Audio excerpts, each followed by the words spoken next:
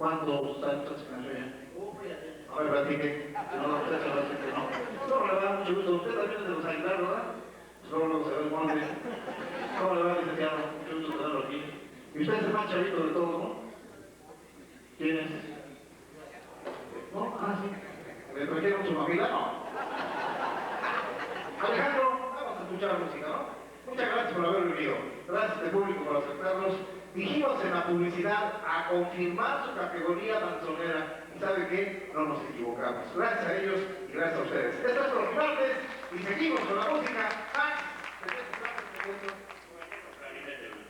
Es un excelente tema, maestro. Hoy es cuando a lucirse. Aquí está esto, se llama Jugueteando el Clarinete.